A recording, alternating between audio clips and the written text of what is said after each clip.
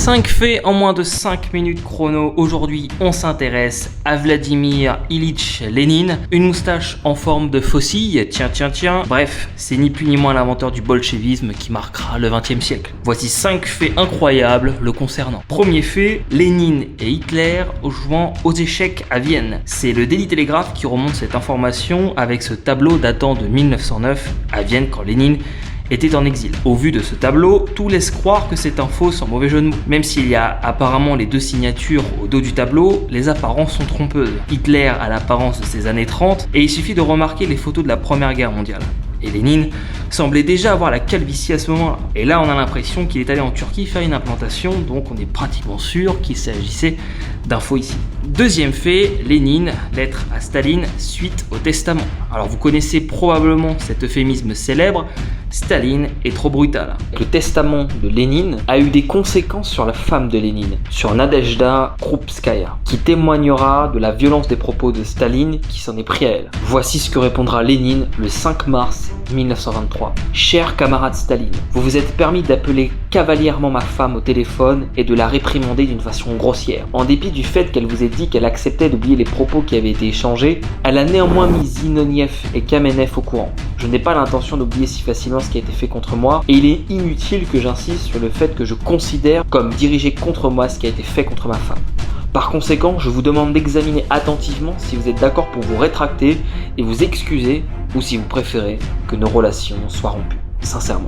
Lénine, 5 mars 1923. Troisième fait, Lénine, la crise géorgienne. En 1920, voilà ce que Lénine va dire le 30 décembre. Si les choses en sont arrivées là, on peut s'imaginer dans quel marais nous nous sommes enfoncés. Lénine sentait déjà que ça partait un peu en vrille, surtout avec Staline sur les désaccords qu'ils vont avoir sur la question géorgienne. Je tiens quand même à le rappeler, mais Staline est géorgien. Staline le traitera même de libéral national, ce qui est une grave insulte à l'encontre de Lénine. C'est cette affaire géorgienne qui va pousser Staline dans les premiers rangs du pouvoir soviétique, une fois Lénine sous terre. Quatrième fait, le poison et Lénine. Là où Staline et Lénine se complémentent parfaitement, c'est sur le caractère paranoïaque. En 1918, victime d'un attentat, il est persuadé que les balles qu'il a reçues étaient empoisonnées. La caméra en français dit la chambre est une usine à tuer, un laboratoire qui avait une seule mission, éliminer les traîtres et les ennemis du peuple. Nikolai Sokolov, Mikhail Frunze sont morts dans des circonstances d'ailleurs très étranges.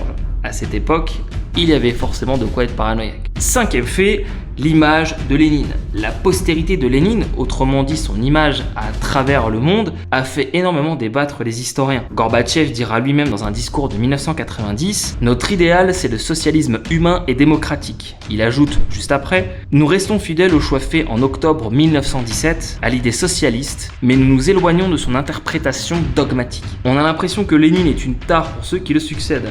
Rappelez-vous tout de même de ce qu'a dit Poutine sur Lénine dans son discours du 22 février 2021. Permettez-moi donc de commencer par le fait que l'Ukraine moderne a été entièrement créée par la Russie, ou plus précisément par la Russie bolchevique et communiste. Le processus a commencé presque immédiatement après la révolution de 1917 et Lénine et ses compagnons d'armes l'ont fait d'une manière très grossière à la Russie elle-même, par la sécession, en arrachant des parties de ses propres territoires historiques. Du point de vue du destin historique de la Russie et de son peuple, les principes léninistes de construction de l'État n'étaient pas seulement une erreur, ils étaient, comme nous le disons, encore pire qu'une erreur. Voilà, j'espère que cette vidéo des 5 faits vous a plu. Je vous dis à la prochaine. Ciao.